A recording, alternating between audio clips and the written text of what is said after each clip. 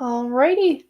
So thank you guys so much for joining us for our 42nd episode of A Dram of Diving. The topic we're covering is wreck versus cave, and are you really ready to do both? So we have four fabulous guests that I'm going to bring out and have them introduce themselves. But in case you don't know, I'm Allie. I am the shop manager for Deep Stop Scuba, and I have been certified for about 2 years now. And yeah, so here we go. Alrighty, this is Mike McDonald. We've got Roger, Nellie, and Kevin. How are you guys doing?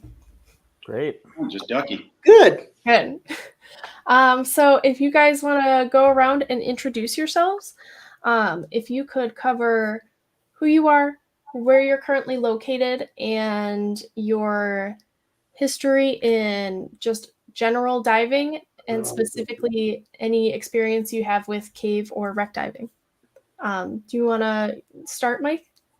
Sure. I don't have quite the diving resume as some other people on here, but I live in Boston. I've been diving for about 20 years. I'm a wreck diver and cave diver. I'm leaning more towards caves these days, but I live in New England, so I do a lot of wreck diving. I would say I'm a recovering open water instructor, and on the weekends I play boat captain and I crew on a dive boat. So I don't know if I got everything there, but Yeah, I think so.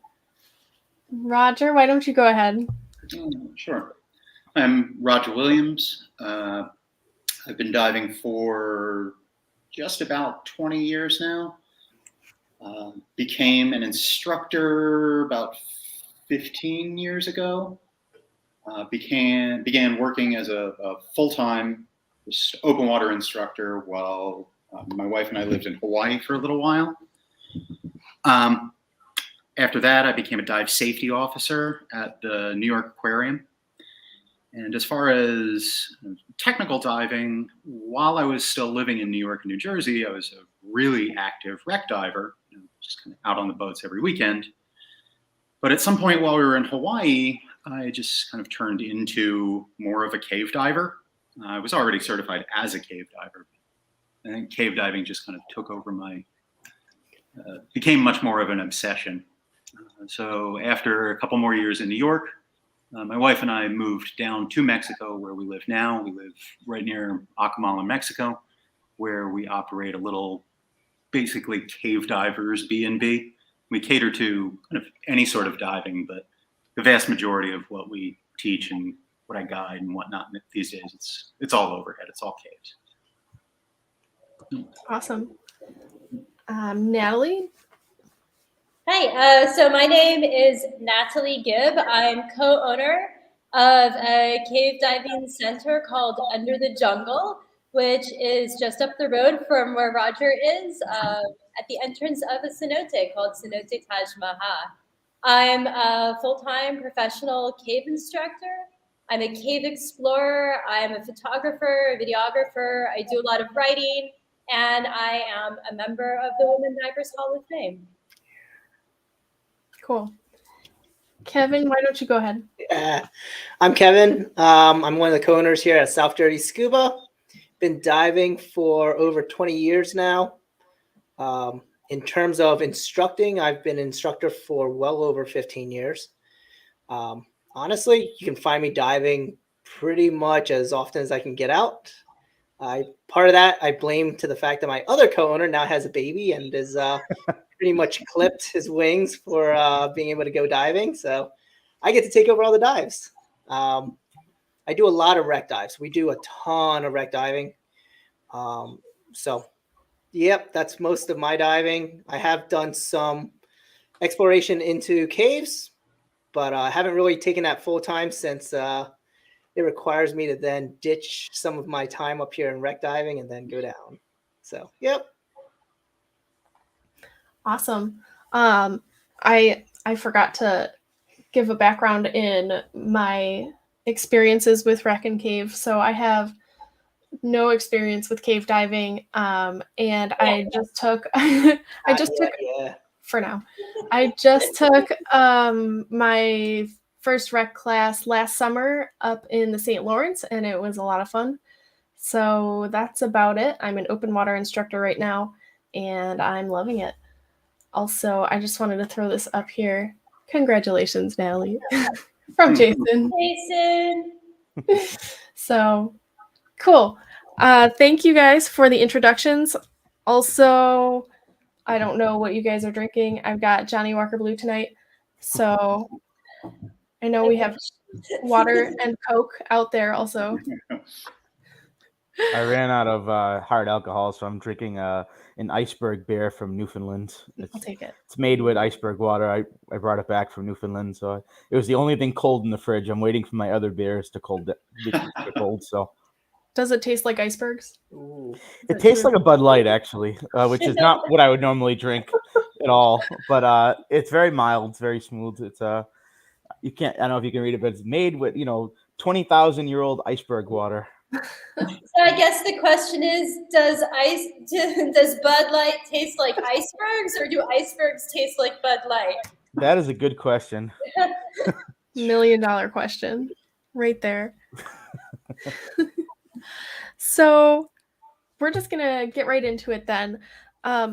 In your guys' experience, what are some unique things that you've seen in either caves and or wrecks that are not overlapped in the other type of diving, I guess? I would say, like, right off the bat, for me, as a cave diver who has very little experience in wreck diving, like, I used to live in New York, and so my entire experience of wreck diving was, as I was not a wreck diver, I was allowed to, like, go down the shot line with a similarly certified, AKA totally new diver, and we would watch the divers go in and out of the wrecks and be like, cool. Sometimes if the viz was clear enough to see it, but usually my experience of wreck diving was like hanging out and waiting for the wreck divers to come back up the shot line and tell us they were okay. So I would say right away from this experience, with the kind of cave diving that like Roger and I do down here, and a lot of the other places in the world, I would actually say the environmental conditions in wreck diving are a lot scarier and a lot more challenging.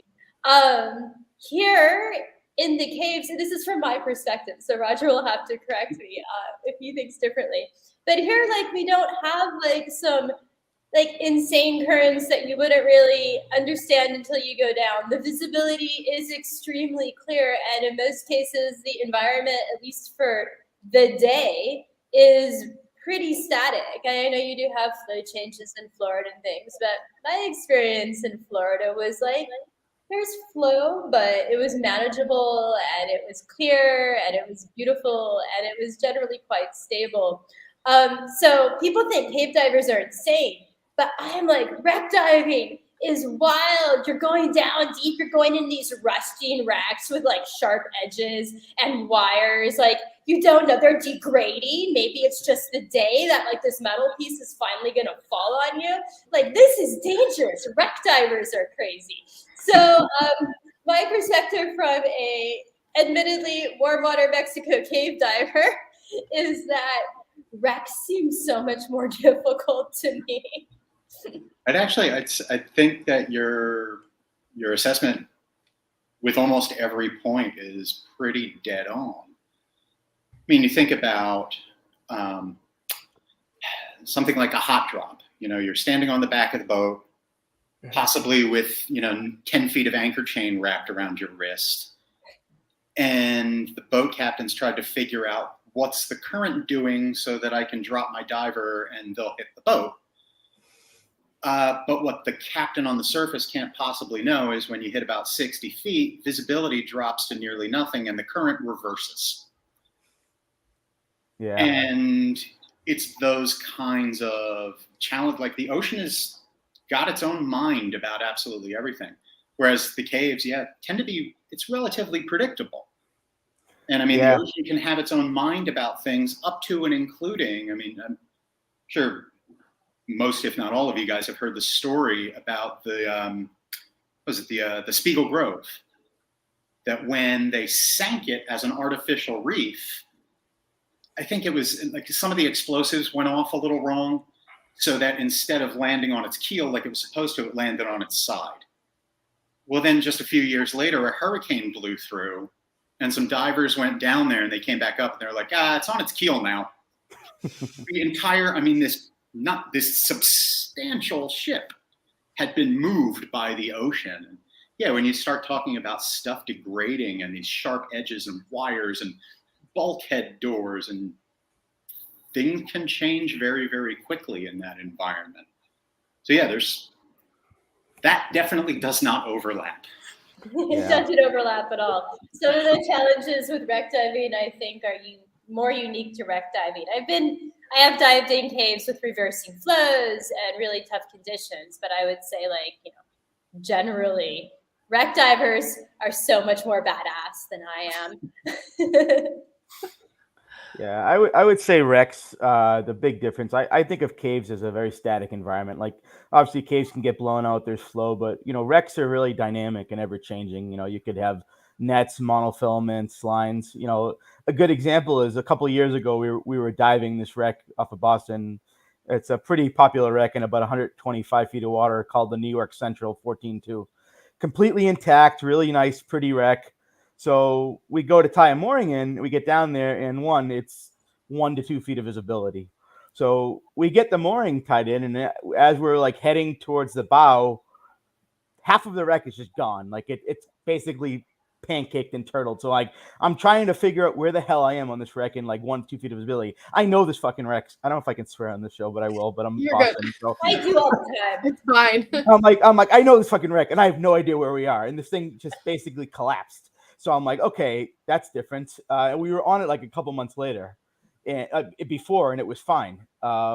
Then one year there's a wreck called the Patriot out in Stellwagen Bank. It's this 60-foot fishing boat in 100 feet of water, and we lost the wreck for half a year. Like a hurricane or a storm must have picked it up in the winter, and we went to go tie in, and it was not where it was. It basically had moved 900 feet off the bottom, and they finally found it, but it was half buried in the sand and at a completely different angle. So you have to go down a line, a wreck, never quite knowing what to expect. Like, has the wreck moved? Has it collapsed? Is it still there? Is it covered in a huge gill net or monofilament? Whereas, like, I know Ginny Springs. I know what I'm expecting going in. It hasn't changed that much in probably, besides some marks on the walls and on the floor, the cave hasn't changed in probably 1,000 years. I don't know. Yeah, plus when you're going to tie in, you've been using the same tie-off spot for the last 10 seasons. What you don't know is that 15 feet away from your favorite tie-in spot, that one little piece of hull, like a couple of bolts, have come free. So if you tie in there this time, when you come back to the anchor line, it's not going to be there. Oh, I've been there and done that. I was tying in a mooring and into like a staircase, and it looked good to me. This is the only time I've ever had this happen. And I tied in the mooring, and myself and a buddy went on we did like a 40-minute bottom time where we were collecting scallops, and we get back and the line is just gone. Meanwhile, we were supposed to be the tie-in team, and we should have stayed near the mooring to wait for everybody else to come down. We're like, oh no, it'll be fine. So we get back, and we had done a 40-minute bottom time, and they're just like, where are they? They had instantly hooked up to the wreck and it instantly snapped. Yeah, I think that's a lot of what wreck diving is the unpredictability of it. And that's what makes it, well, fun and also dangerous at the same time, and it's up to each individual diver to make that assessment as to, is today the day I'm going to dive this wreck, or is it a little bit over my head? And I think that's the thing is for wreck divers, that assessment is done on the front end, where it seems like with the caves, you're constantly making that assessment. Okay, what's my gas consumption right now? Do I have the ability to bail out now? Should I bail out now? And is today the day I'm going to go off the line and try and run a new set somewhere? So Actually, no, please. Yeah. No. So, and that's what it seems like the biggest difference is between like the wreck and caves. utilizing. That was exactly kind of the point that I was going to make, is that to kind of flip the script a little bit, that with Rex, all right, you get back and the mooring line's just gone. Like, all right, well, I'm tying a reel, I'm shooting a bag, and I'm going up right here, and then I'm going to wait by my bag until the boat shows back up. Mm-hmm. Or just as likely, I've done that, and you kind of look out over the horizon, you're like, where's the boat? You turn around and you're 2 feet away from it. Yep. Whereas with caves, if something goes wrong, well, are you in a position to deal with it right here, right now? Or are you going to have the resources to get yourself all the way home from wherever you are? Because obviously with caves, you don't have the direct access to the surface. Even with Rex, when you start talking about more advanced levels of penetration, I mean, unless you're real fucking deep into the bowels of something that's half buried in the sand, you're not going to be more than, 15 minutes? Feet. Yeah. 20 minutes at the absolute furthest outside before you hit a point where you've got a direct access to the surface. Whereas with caves, I mean, you can be hours from the surface. Yeah. I think that's a good point. I mean, you look at wreck penetration and, like it's dynamic and, things can collapse, but you're never, think about like the biggest ship there is, and you're never going to be more than probably this, I'm just making up a number right now, but 300 feet from an exit, and you could have multiple exits, and you guys, you can be miles or, 5,000 feet back in a cave, and you have to get to that one exit. In a wreck, you may have multiple options or you may not, but, wrecks are man-made. So they have multiple entries and exits, and, there's something about a man-made structure.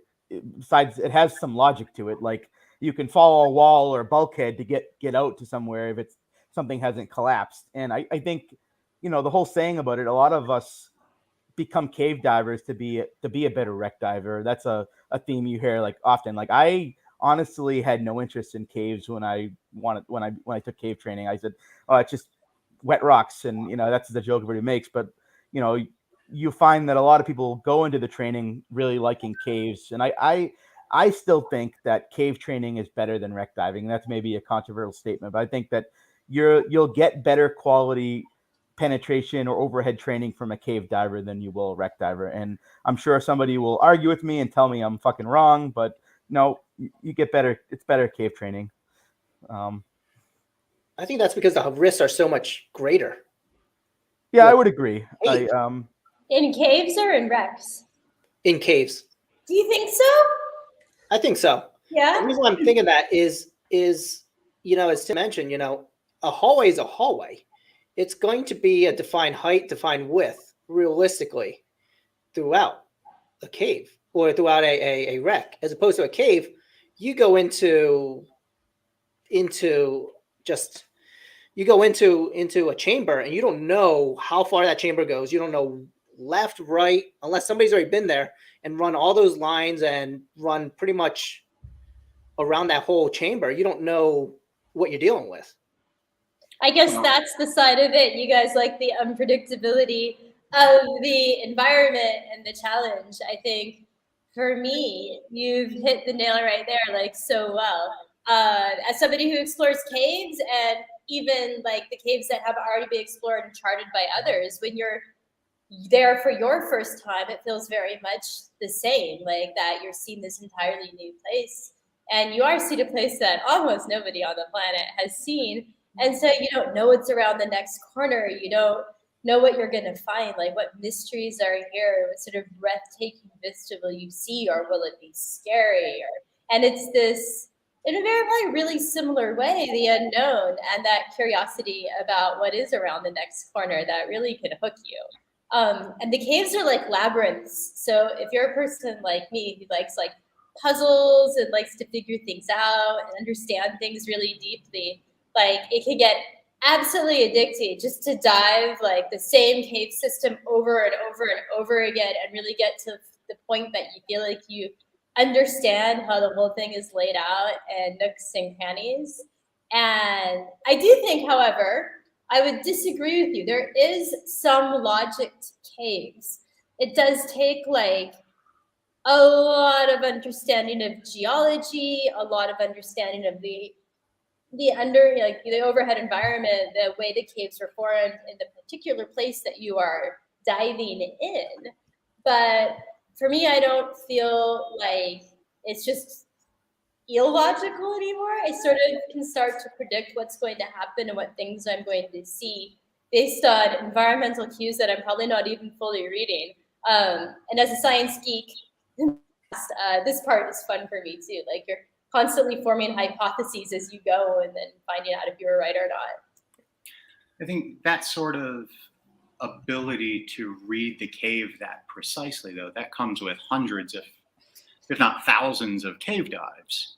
Certainly. Whereas for, somebody who is brand new to this or that cave, and I mean, I've seen it, I don't know how many times, when somebody's following, a pre-run line, and they just glance away for half a second, and that line does this, and then there's another line that goes this way, but they've glanced away. Then when they look back down, they're now following the line that went this way. And I just float there like, do you want to come back and take a look at what you just did? What's so interesting though is sometimes that's actually the logical bigger tunnel. Yeah, exactly. And the lions, the humans have done the illogical thing. Right. Yeah. But for somebody brand new to a cave, it might take them a while to recognize that they've made that mistake, if hopefully they do recognize that they've made that mistake. Whereas I think what you guys are saying is that you put kind of anybody who's ever even seen a picture of a boat on the internet into a shipwreck, and they'll kind of figure out like, this hallway probably goes that way. Because it is a man-made structure. I feel like I would just be so lost. Military ships are actually made quite confusingly. Like they're almost made to be a maze, so that it's hard to find your way from one area of the ship to another. Yeah. And you find yourself deep in the bowels of one of those, and you're like, was it 6 doorways or was it 5? And do I feel lucky? But usually in those cases, you have an ability to bail out. Yeah. You have the ability to bail out. Whereas a cave, you're in there. You're in there. Mm-hmm. And you're right. You run into a lot of people that they could spend 1,000 dives doing just one cave system just to understand it. Mm-hmm. And then you jump into another cave system in, let's say, Australia or somewhere else. And all of a sudden, you're dealing with a whole different level of hydrogeological formations. Has anybody been cave diving in Australia yet? Just an aside, no? I was supposed to go, but COVID happened. I was supposed to go. Same story that everybody hears, but yeah. Oh, it's so bad. Someday. I actually had gotten my I had gotten my 3-year visa to do Orta Cave in Russia. And there was a couple things that happened. One, COVID, but then there's this little thing with Ukraine going on. So I'm probably not going to go to Russia. Probably not. Soon. To make a pun based on the conversation, that ship has sailed. So we've got some comments and questions, and we kind of covered it already, but Kyle asked, based on these professional opinions, why do you think cave diving gets a much worse reputation than Rex? And Jason echoed that and said, it's interesting that cave has its reputation as super advanced and Rec is offered as a basic initial course. So do you guys think that is because it might take you 2 hours to get out of a cave and 15 minutes to get out of a wreck? What is that the general consensus, or what do you guys think about that? I think in a cave, and you can be so far from an exit, and you really have to be on top of your gas planning. You really have to solve your problems underwater. You really have to make sure you have enough bailout, and all that's applicable to a wreck. But in some cases, in a wreck, you're 100 feet and you have a problem. Your next step is to just go up. You don't have 3,000 feet of swimming to do to get out. I think that caves, for example, a lot of people can get themselves into trouble because some of these cave systems you can just kind of pull up to, and there's not a lot of policing going on for some of the caves. If you're an open water diver and want to jump in and cave, obviously you shouldn't do that. I feel like, on a wreck, you at least have to show a cert to get on the boat. Maybe you have to pay for the boat to get out there. You have to, in Florida state parks, obviously they do check and you have to sign in, but that doesn't stop people from going beyond their training. It's still a thing in wrecks. Like people go into wrecks that don't have the training, but I think the risks are greater in a cave because of you do have such vast distances you have to cover. And I think it's simpler than that. Okay. I think it's actually the reputation of cave divers as being crazy people, whereas wreck divers are, also crazy people, but just slightly less crazy people. People know what wrecks look like. Like people have seen a boat.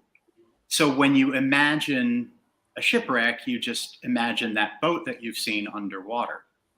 Whereas the caves are this very alien place. I mean, there are these places that are, to risk sounding overly florid with my language, these are places that are just kind of steeped in mystery, like all the way back to the beginning of our species. Like caves they're dark and they're scary, and that's where bats live, and they're the world of the dead. And you okay, Nat? There are these places that myths are written about. So for people to actually go into those places is just less familiar than somebody diving on a shipwreck, which is something that you could kind of more easily place yourself into that position. Yeah. I think Natalie said it pretty well earlier that she could be the first person ever to explore this passage, where this wreck was on land. This wreck was floating at one point. Multiple people have traversed that passage, so it's not really anything groundbreaking. Like, the people have seen the wreck before. They may not have seen it underwater, whereas Groundbreaking is also a good pun, just to put Can you say that one more time? Groundbreaking is also an excellent Groundbreaking pun in this case. I'm going to use that in caves in the future. Oh, God. I wonder if it's even simpler than that.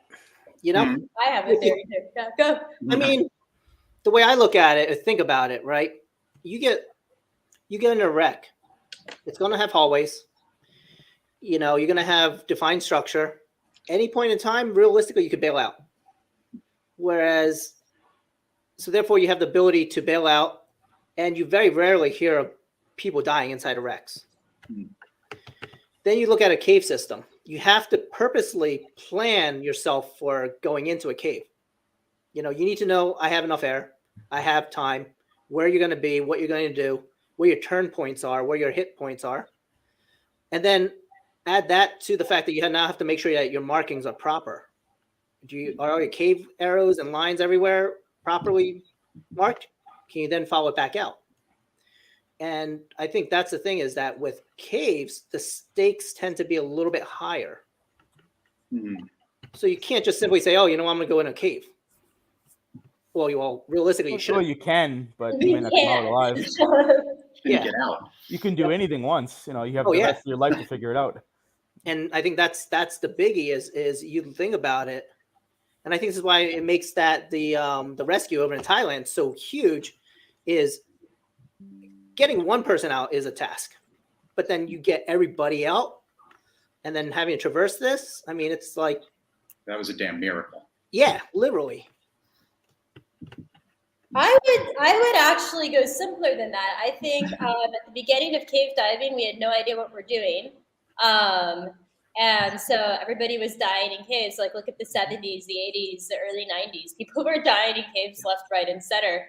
And it was absolutely the most dangerous activity you could do. I'd say there's other activities now that are way more dangerous than cave diving, and potentially types of diving that are way more dangerous than cave diving. But at its birth, cave diving was really dangerous because we had no clue what we were doing, and we were making it up as we went along. And that's what, Sheck Exley, the original sort of accident analysis king, worked out for everybody. And from there, the training became safer and safer and safer and safer.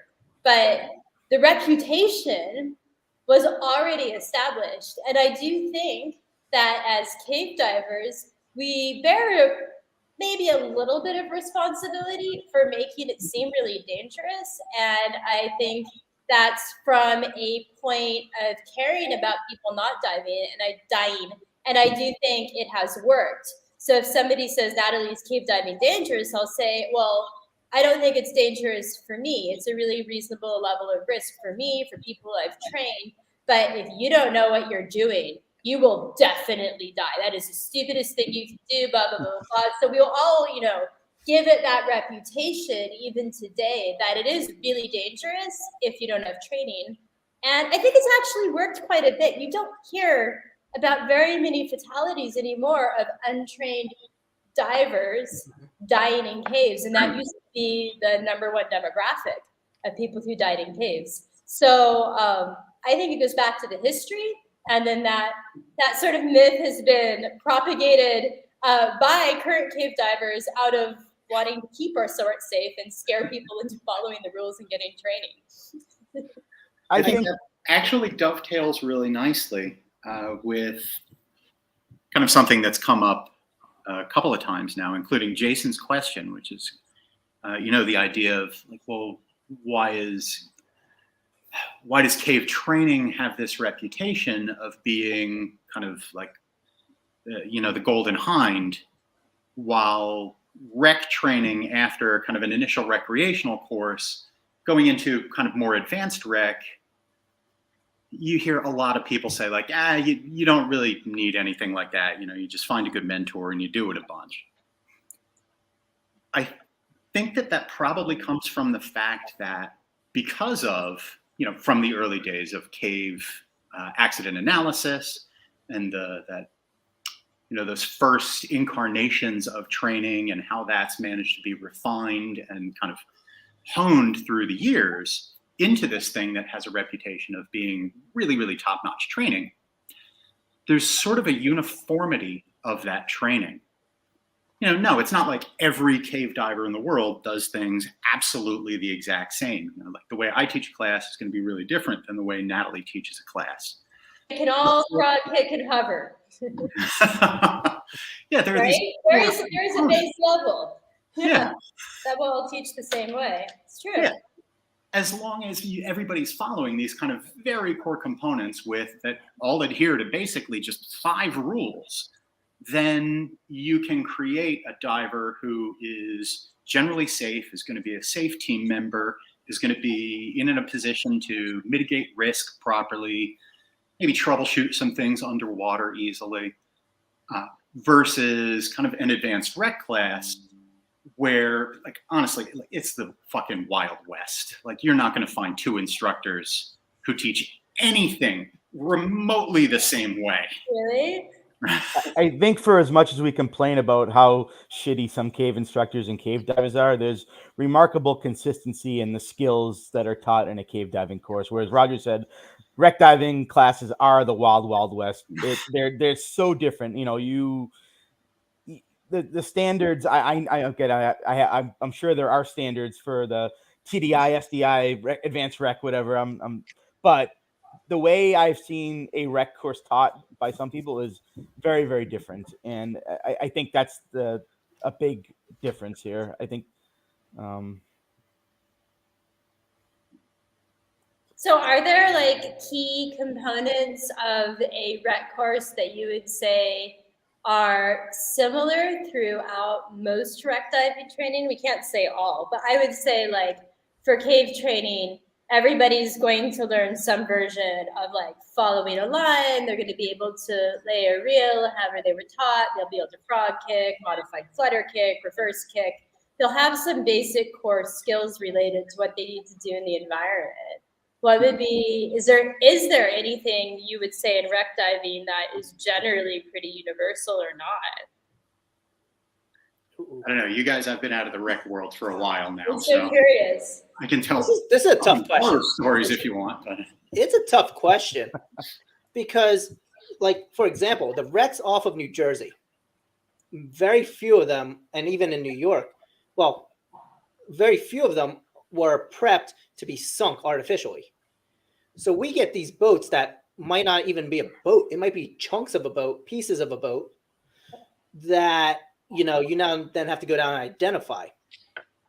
But then the way we tend to teach it is, hey, check the outside of it first, get your lay of the land, and then decide whether or not you even want to go into it.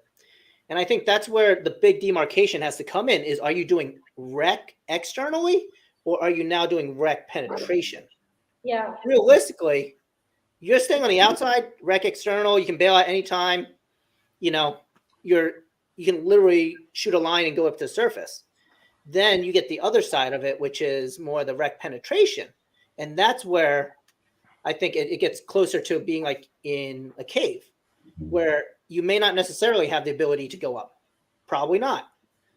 But the biggest difference I see is you still, to some level, have the ability to bail out of even that situation. Whereas once you're in a cave, you're in a cave. I remember when I first started in the early 2000s here, one figure that always stood out was how often people were getting hurt up here in New Jersey. We were able to support 3 hyperbaric chambers up here in New Jersey. We had Penn, Atlantic City, and I think it was Hopewell. Wow. Now we're to the point where we only have UPenn. And to some extent, that's been because the risk that we used to take up here, trying new exotic gases, trying X, Y, and Z, doing techniques, we started realizing, okay, certain things you can't do. And, you learn your lessons. Hopefully you don't repeat them. And then you progress on.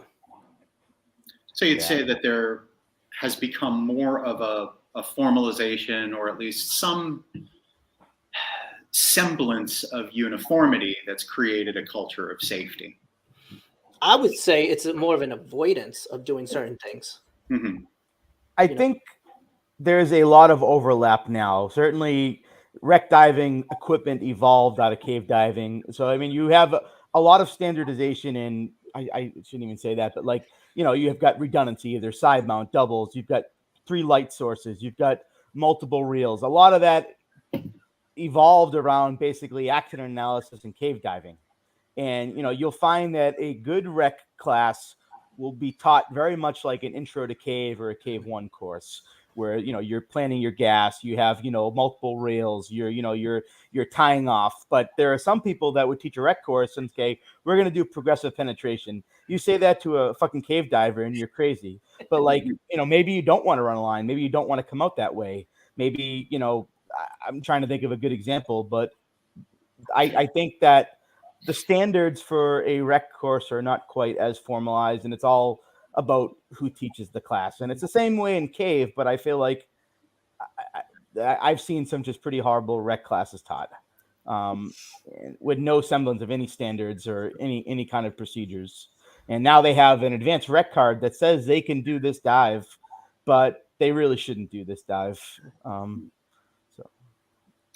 I suppose there's also the fact that there is enough of a crossover demographic of people who, as you said earlier, people who had taken cave training specifically to become a better wreck diver. And I find that, in my experience, when I've had students come down who are, even experienced wreck divers, and, the first day, big gear bin gets dumped all over the ground. And we wind up having this conversation of okay, well, why is that there?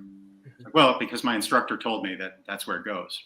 All right, I can take the time to explain to you why that's a terrible, terrible idea.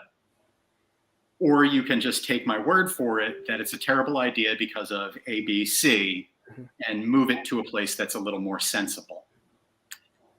And I've found that most people, after thinking about it for 5 seconds, they go oh, wow, that is a pretty good solution. Well, then that's a solution that they bring back with them onto the boat, out to the wreck, and spot a couple other people on the boat who also have their stuff configured with this, whatever, hose routing or something. working towards, again, a standardization of equipment configuration as an example that just makes more sense and is therefore applicable to Rex as much as it was to the caves. Versus, I mean, I'm sure you guys, you see gear configurations from the boats on like the 90s or the 2000s, and it's just like fucking slob knob clipped to your waist and a big gear bag slung over one shoulder and like clipped off over here and like a spare mask wrapped around somebody's arm. And it's just like, what Don't the- forget your jersey upline and your bungee wing of death. I and feel all like that stuff. Roger is such an optimist, assuming that at some point logic will prevail. Or Darwin. Darwin takes over. Yeah, it's either logic or die. So you guys are touching on a question that I had and also Jason threw in. So in your opinion, do you think people would be safer wreck divers if they were cave trained? Do you think that applies the other way around as well? I don't think it does, but I don't think I'm it sure applies. somebody will argue with me. But No, I think don't that think it applies at all. Yeah. It's a crossover, 2 overhead environments, that's similar, but I don't see any correlation between success in cave courses and wreck training. I would say it makes you a better, well-rounded diver with a greater width of understanding in general environments, and that is good for anybody in any field of diving. But the specific training, I don't think it makes you safer cave diving to be a wreck diver. And I certainly wouldn't feel like being a cave diver will make me be a good wreck diver either. I'd probably be so uncomfortable and so over my head with these crazy, unpredictable conditions. What do Be you guys prepared to just modified flutter kick at all times. I think that there's a crossover, and I have to admit to bias here, but I do think that there's crossover from cave to wreck more than there is crossover from wreck to cave.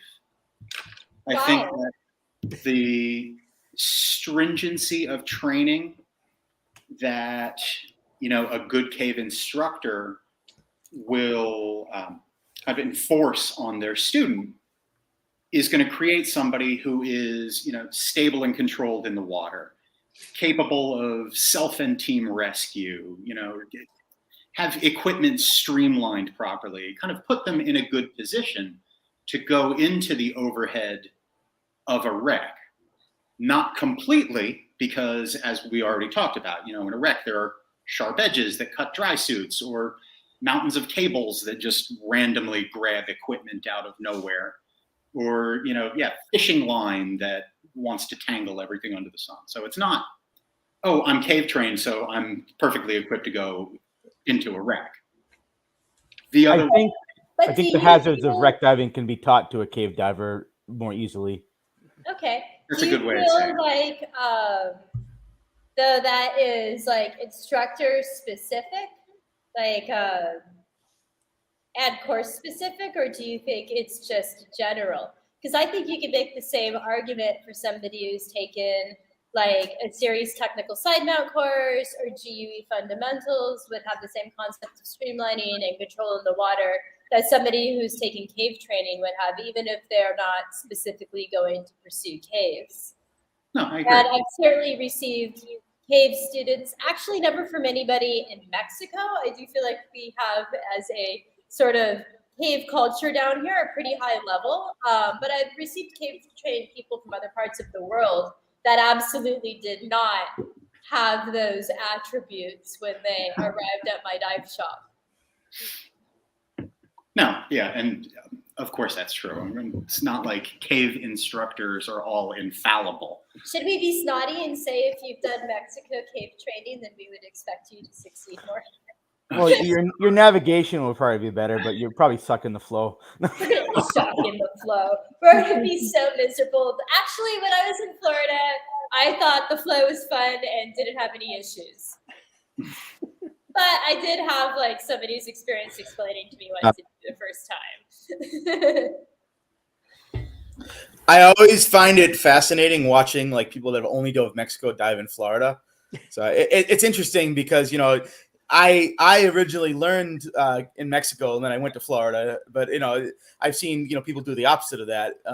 But yeah, I mean, I think it's like cave diving. There's slightly different environments. You can adapt to them. Like if you're a cave diver in Mexico, the standards, how you tie in a line is the same, except you have to contend with current, and you have to. But your placement, your core skills are the same. It just there's a little bit of a local knowledge component in Florida that you have to you either need an instructor or a mentor to help you with. And I would say it's similar to wreck diving. If you're a cave diver, there's local hazards or local knowledge to wreck diving that I would explain to you to do this dive safely. Like, I guess I could think of one example that might not be applicable in Mexico, but your decompression bottles, Ginny Springs or, Manatee or Eagle's Nest, you're typically not carrying them with you the whole dive. You're dropping them off on the line. There's no use to carry O2 100, at a depth of 100 feet into a cave. It's useless. Yeah. But on a wreck dive, you may carry all those bottles because what happens if the line breaks? What happens if you have to do, shoot a bag? You need that deco gas to complete it. Now, I've seen some people clip deco gas onto the mooring line, and I would tell people, if I didn't tell you that, you might not understand that's a really bad idea. Because if the line if the line breaks, your deco gas is going for a ride. So I would say if you're gonna do that, clip it next to the mooring or stage it outside. But most wreck divers will carry every bottle they need with them. Whereas cave diving, I'm like just throwing shit everywhere. I'm dropping this bottle, I'm dropping that bottle, like I'm jettisoning everything because I'm hopefully gonna come back that direction. You have to. There's only one option in general. Unless I found a brand new exit. No, but yeah, so I think like that's a piece of knowledge that I would share with the cave dive. I'm like, hey, like, we're gonna carry these bottles with us. We're not dropping them on the line, and we're certainly not leaving them on the mooring line because if that mooring breaks, your bottles go bye-bye. I mean, that's a good point. Maybe like as cave divers, we would in many ways be overly dependent upon lines. I could certainly see myself being like that. Like, oh, a line, I'm just going to use this for this, that, and the other all the time like I normally do. And it wouldn't apply necessarily to that environment, right? Super interesting. For a long while, I would always run a reel inside the wreck, just as matter of course. Without even ever really thinking about it until one time I was actually coming back. So I'm kind of reeling my way back out and found that one of my tie-offs had come loose and my line had been rubbing up against a piece of jagged ass metal for probably the last 20-25 minutes. And I got to that spot and like nothing had happened. Obviously it was completely without any sort of incident. But you look down at that and you're like, my line was just rubbing up against a razor blade for a while. Yeah. This dive could have gone very differently today. Yeah.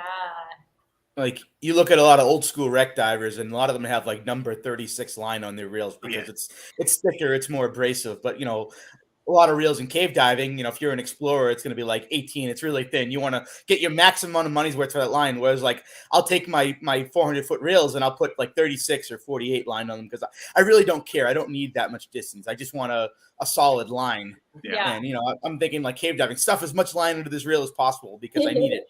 And I would prefer it's a preference, but wreck diving I'd like to have thicker line for abrasive protection. It's. But also trying to, if you do have to shoot a bag, trying to hold on to number 18 line in a corner. Aha, that's a good point. Very good point. Like fight your dry suit glove. Yeah, that's another actually interesting thing about wreck diving and cave diving. I think a lot of cave divers get spoiled. They can do things without gloves on or very thin gloves. Try doing things perfectly in really thick dry gloves with thin-cert liners or lobster mitts or 7mm gloves. I feel like if you can run a line with dry gloves, you go to Florida or Mexico and it's like, holy shit, this is amazing. I can use my hand. Amazing.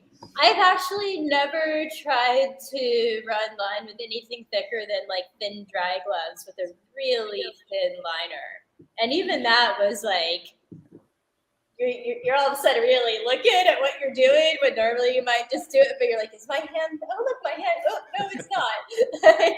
So it was definitely challenging for me to do that.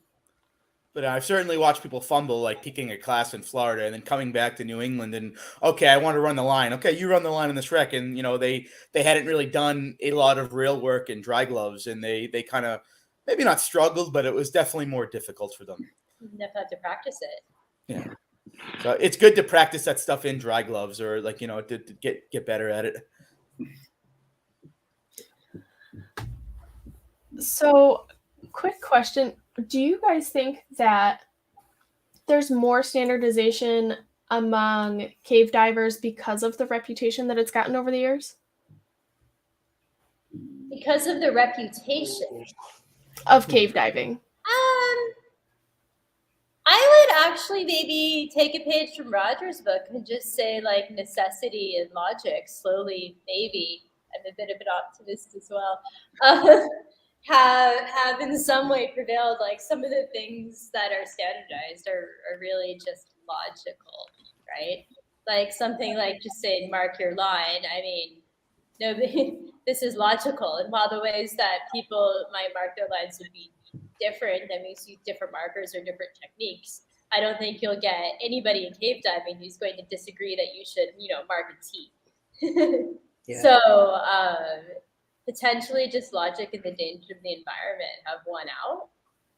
I think it's also because when you're going in a cave, very rarely are you doing all the legwork. You have to sort of rely on somebody having done certain bits of it before you and having followed a pretty relatively standard procedure, And so that forces standardization upon your procedures as you are already in an environment that has been somewhat standardized for your use, right? That's a really, really good point. You almost can't do that with rec. You really almost can't do that with rec because, the environmental conditions, you don't know what you're dealing with. One day, maybe 50 feet. Other days, 2 feet, 3 feet of viz. So a lot of it is self-sufficient on your own. Yeah. Yeah. I mean, I think visibility in a cave is variable too. Like, you can have, obviously not every cave is like beautiful like Mexico. And you can have, there's a lot of river caves in Florida where you're very, very lucky if you have 10 feet of visibility. There's a lot of particulates. The water is just dark and gross. And some of those caves are not really explored very well. I actually really like river caves. Have you done them yet? I've done a decent amount, not a lot of them. I mean, the problem is it's hard to get people excited about it. Everybody wants to go to Ginny Springs or Peacock. When I say, let's go dive Gator Hole, it's right off the boat ramp.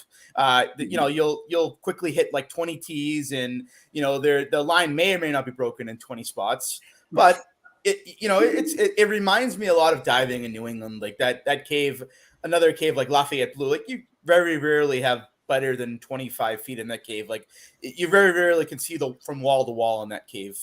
But that sounds like fun. Sign me up. I'll go with you someday. I think a lot of people, not you guys, but a lot of people think of cave diving as, I have this great visibility, but there are a lot of caves that just aren't like that, or that they may not be like that. We are making some pretty big generalizations here, just based on sort of what people standardly dive. That's a very good point. I just always thought it was funny because used to New England visibility, and everybody jokes it's terrible, but it's not terrible. Average visibility here is 15 to 20 feet, but people get pissed off. Oh, the visibility in this cave was only 40 or 50 feet, or it was only 100 feet. I'm like, I can see the walls. It's fine. So we have another question going back to reels. I know we were talking about that for a little bit. So John wants to know, what are some ways using reels varies between rec and cave? Are lines ever left behind in recs? I wouldn't. I mean, somebody has to, that actually rec dives has to answer that one. It depends. Some recs have permanent lines, but I wouldn't necessarily trust them. Because the rec is changing, or somebody may have damaged that, there's a bunch of recs that I've done that people have ran line and just didn't take the time to pull it out. The line is really sketchy and broken in a lot of places. So I went to go into the engine room in this rec, and there's a line there, but I started, let me just tie into this line, and then it was broken 10 feet later.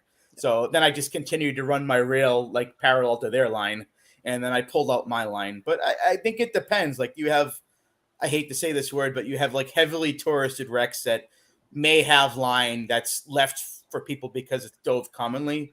And then you have not so common wrecks where the line might have been put in 20 years ago, but it's broken, or, you know, so there's no necessarily standard, I guess, for that. I mean, there's, yeah, I don't think there's a huge standard. Like I've run into wrecks that have line that somebody left there, but it wasn't run very well, or may not have been run logically. It's certainly not a cave. It's certainly not marked every 100 feet, and it's not like it doesn't have distance markers on it like some of the tourist caves. But it's yeah, I wouldn't necessarily trust a line in a cave, in a wreck. I mean, you shouldn't trust a line in a cave either unless you've done it before. But I mean, that's a good point. You really shouldn't trust any line unless you've followed it before. But and that line could change. It's not guaranteed to be the same as it was before. One of the things, salt is really, really hard on the line. It starts to make the line brittle. Mm-hmm. When I say quickly, we're talking over the period of months, if not years, but eventually, yeah, that line will start to snap very, very easily. Now you've just got loose line floating around inside a wreck where there's already probably, you know, any number of entanglement hazards. If it's not one of those wrecks that's been completely, you know, kind of cleaned out before being sunk artificially. Personally, I feel like it's kind of rude if you were going to leave line in a wreck, with the exception being, as you point out, there are some tourist wrecks where there's the kind of the standard swim from over here, and then you come out over here, and then you swim back along the superstructure. But if you're talking about like deeper wreck penetration, if I saw somebody else's line in there, I'd have a moment of like, man, what a dick. Why would you leave this here? I just always assumed they didn't want to take the time to pull it out. I mean, I wouldn't trust that line, but I mean, maybe they left it in there because they were going to come back. But I kind of agree with you. It's maybe bad form to leave that in there. You're contributing, I guess, I hate to say it's like marine debris, but you know, you could, I agree with you. I wouldn't necessarily leave the line in the wreck. There's a wreck in Florida, which probably everybody's dove over, called the Spiegel Grove, that actually had a gold line inside it for a while, put in by one of the dive shops. I won't out anybody, but they pulled that line out because unqualified divers were following that line and doing this traverse that they shouldn't do. And it's a very easy traverse. You could do it without a line, but there are people going in on a single tank that had no overhead training that were, oh, look, a line, let me follow this. So they pulled that line out completely. And now if you want to do that traverse, you either run your own line or you do it without a line. I'll admit I did it without a line because there's multiple entry exit points and I know that line, but I wouldn't do that in a cave. I wouldn't say, oh, I'm not going to run a line today and go down this passage. But you also don't have the same level of standardization of warning like you do in a cave. Right. I mean, and then the Spiegel was also, it's an artificial wreck. I mean, right. They welded doors shut and they, you know, chain doors shut. So there's multiple entries and exits. They essentially sanitized that wreck for divers, but you know, it still has all the hazards. Like there's still rust. There's still things that can collapse. So there's still the same wreck diving hazards. It's slightly, you know, sanitized compared to a natural wreck in Jersey or Boston, you know. Yeah. Did anyone else have anything to add for that? No. Okay. So this is a little bit of a different topic, and I know we're just almost at an hour, so this is going to be my last talking point. But how often do you guys see people skipping adequate training before jumping in, whether it's caves or wrecks, and which one do you think is more common to see that? I think it's wrecks. More common in wrecks because you're on a boat and there's a lot of peer pressure, where there's a culture or mentality in cave diving is you need the proper training. You need to have this training. It's also in some cases a little more regulated. Like you need to show a cave cert card, or like certain places to sign in. You know, you have to get tanks down here. You have to get tanks in Mexico. Yeah. Randomly rent anybody tanks in Mexico. Like a open water dive shop will not rent somebody tanks because everybody's just terrified that the people are going to take the tanks and go to the cenotes. So like nobody rents tanks to anybody without seeing cave cards or knowing what they're going to do with them. There was some years ago, I came down here on vacation, went into a shop to just rent tanks. I wanted side mount tanks. Said I need 2 sets of side mount tanks. And the person at the shop said, okay, let's see your C cards. My wife showed her side mount cave card, and I showed my CCR cave card. And the person at the desk said, I can't give you side mount tanks. I was like, well, why not? So I need to see a side mount cave card. I was like, well, this is the only one I really carry. The person at the desk called the owner, and I had a 15-minute conversation with the owner, who said, okay, give the phone back to so-and-so, and I'll tell her it's okay. You can rent the side mount tank. But you had really a conversation. Yeah, and I don't think like we should be upset. Like that's good in the end. Oh, right?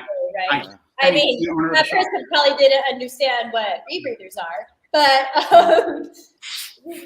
that's from a good place of their soul. Yeah. No, I thank the owner of the shop for their diligence, because that's the right fucking answer. That's what keeps people alive. Yeah. It is, but I've had a similar frustrating experience in Mexico where I showed my full cave card. I showed whatever card somebody wanted, and they would not rent me tanks because they wanted me to pay for a guide. And I ended up going to a friend's shop, and they rented me tanks. I didn't have all the tanks I needed, and I wanted more stage bottles. And the shop's like, well, you need a guide before we can rent you these tanks. Yeah, we actually don't rent tanks to people unless we've been in the water with them, because the government will hold you responsible for their fatalities if you're unlucky. Yeah, and that's fair. Like I didn't ask them to make the decision, but I'm trying to give somebody money. I've rented from the shop before. I've dove with them before. Yeah, so they know you. Well, not really. So I see your point. Like I didn't know the guy really well, but like anyway. So to your point, diving off a boat, a lot of boats in New England, New Jersey, we jokingly call them taxi services. Like the dive charter doesn't necessarily ask for an advanced rec card or a rec card at all. Like, they may just ask for an advanced open water card, and you can go to any of these wrecks, and I call it like choose your own adventure. If you just want to go swim outside the wreck and look at pretty fish, you can do that. If you want to go into the engine room in this wreck, nobody has looked at your card. Nobody has looked at your qualifications. And in that regards, cave diving is a little more policing, because they want to see certs. They want to see that you have this experience, whereas you can jump on any boat in New England and dive any of these wrecks, and nobody's going to really ask you, what your wreck experience or training is, because a lot of these charter boats, we basically consider ourselves a taxi service. And yeah, I would ask somebody if they weren't experienced, but that's necessarily not the culture here. It's, once you're in the water, you're on your own for a lot of wrecks. If you die on a wreck as a certified wreck diver, like legitimately, is the dive boat in trouble? Or if you had all the certs and everything, is it on you? That's a really good question. I think the way the culture of, suing people works in the U.S., I'm sure the boat would get sued and everybody involved would get sued. But, I would say that's on them. But that doesn't stop anybody from suing. But yeah, it doesn't stop people from suing. Like in Mexico, there's no suing, really, so you just get thrown in jail, which is not what anybody wants. I mean, there's a case going on at Ginny Springs right now where an uncertified cave diver died there, and I think everybody's involved in that lawsuit. Ginny Springs is involved in the lawsuit. He never showed a card. He never signed a waiver, but he went into the cave and died, if I'm remembering the story correctly. It happened quite recently, but that didn't stop them from suing everybody that basically had their hands in that. That's an unfortunate thing with the U.S. You have to think about liability for a lot of that.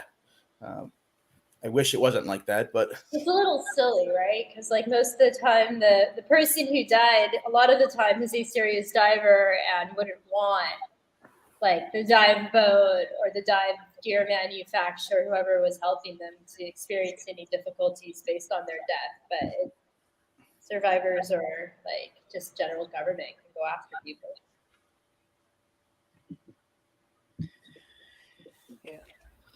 Cool. Well, that's all I've got for today, and we're just over an hour, so I think we can wrap it up. Do you guys have any other closing remarks? Get trained, God damn it. Yeah. Take cave training. Don't take rec training. No. Get Go see trained. Roger or Natalie. You're going They'll get you sorted out. What? Cave divers are crazy? What?